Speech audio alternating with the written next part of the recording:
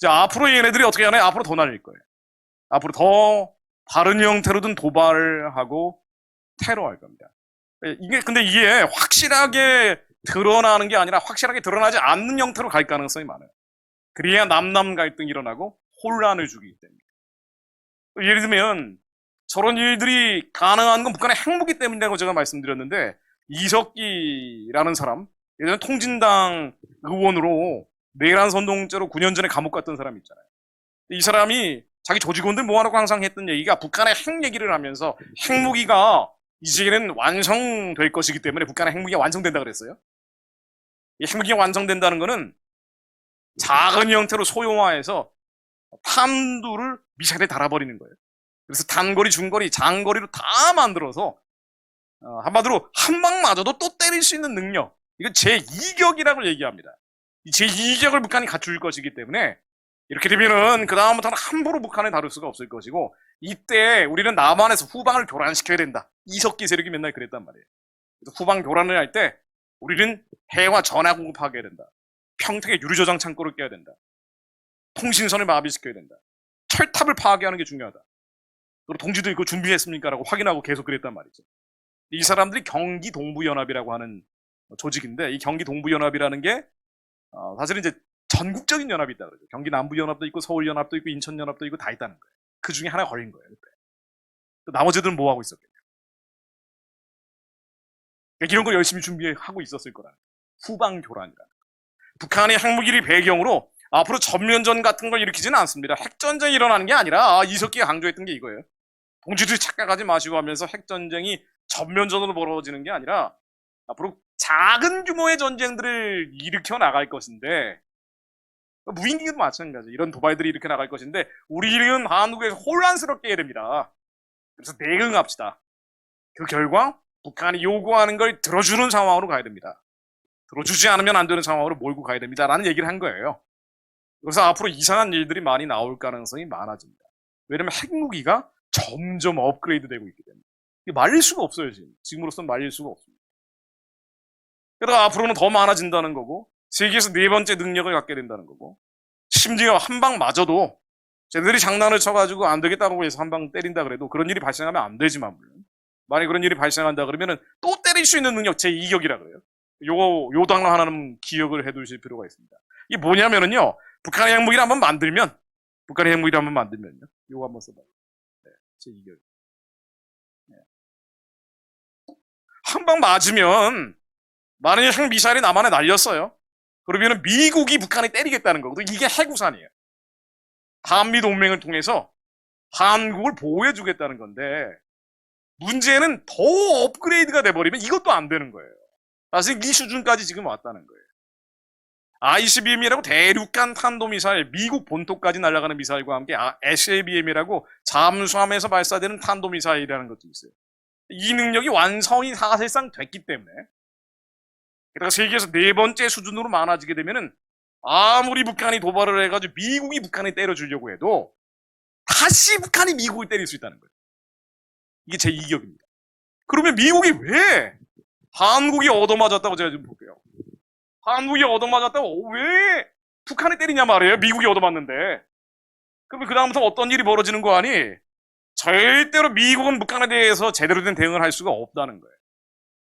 지금까지는 핵을 없애는 비핵화 협상이라고 하는데, 앞으로는 핵을 줄여가는 군축 협상이 될 수밖에 없다는 겁니다. 이게 이제 이석기나 이런 사람들, 북한이 하는 얘기예요. 그대로 제가 인용을 해드리는 겁니다.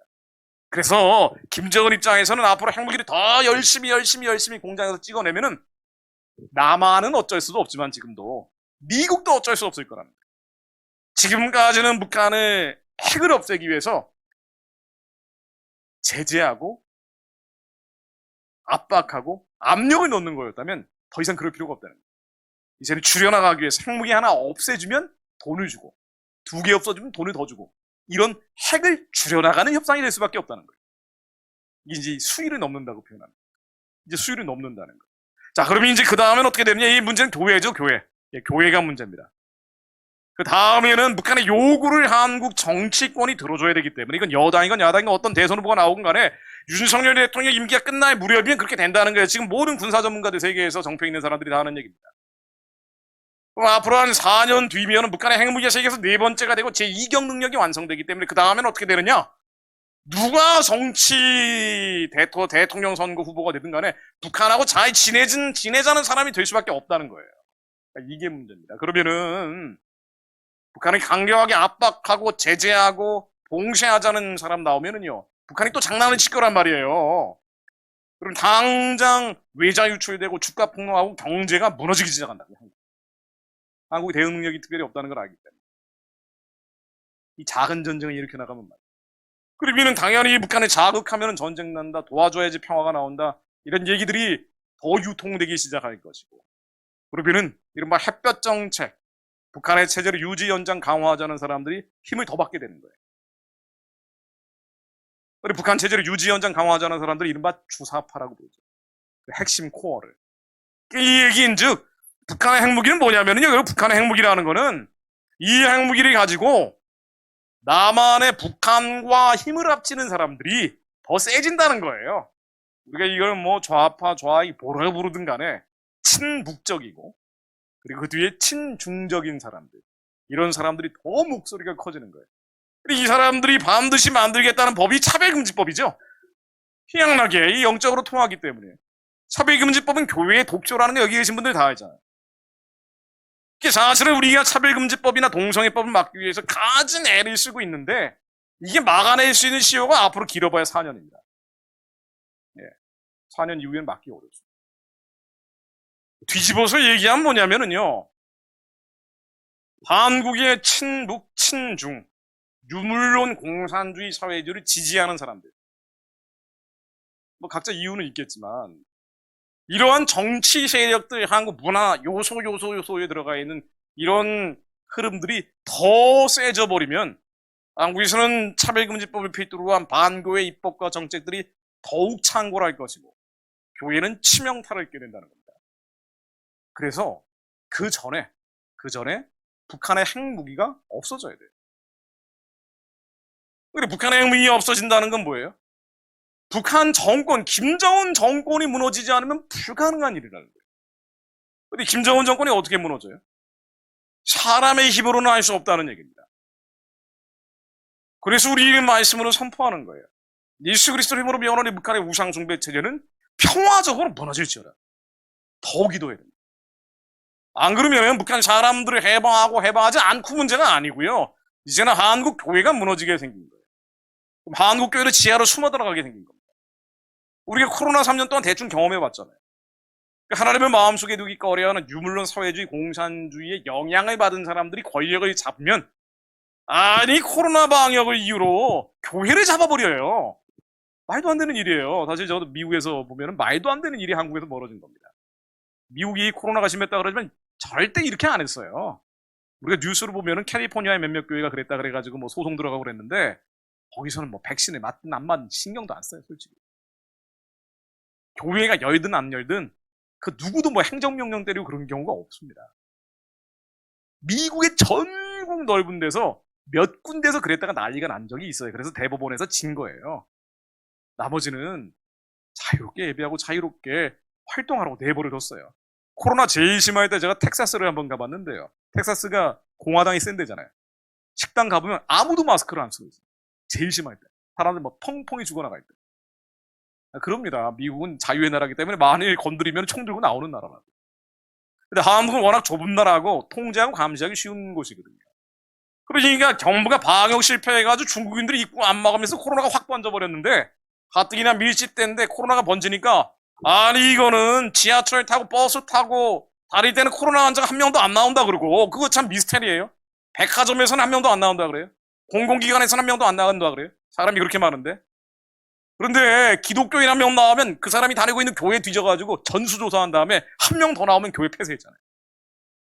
말도 안 되는 일이에요. 심지어 제가 얘기 들어보니까 무슨 신용카드 그리고 핸드폰 조회하는 것은 말할 아이도 없고 버스 카드까지 조회해서 이 사람이 돌아다니는 데를 다 잡았대요. 기독교인이라고 나오면. 여러분이 겪었던 시대는 말이 안 되는 시대예요. 우리가 너무 익숙해져서 그러는데 지금도 야외에서 마스크 벗으라고 하면 다 쓰고 다니잖아요. 물론 미세먼지 때문에 쓰는 것도 있지만.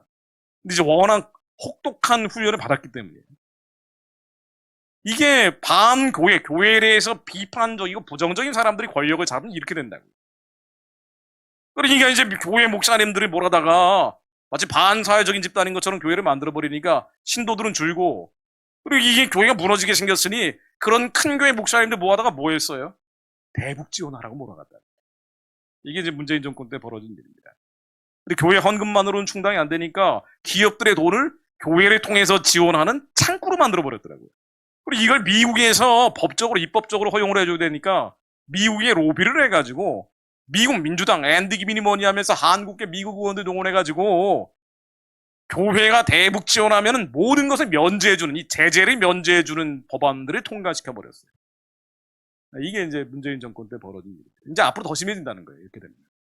그러니까 윤석열 정부 5년이라는 건 잠깐, 윤석열이라는 개인이, 이 사람이 신앙이 있건 없건 간에, 뭐 예전에 목사가 되려고 했다고도 하는데, 뭐 이 사람이 현재를 떠나가지고 그나마 반교회적인 분위기가 좀 가라앉은 상태라고요.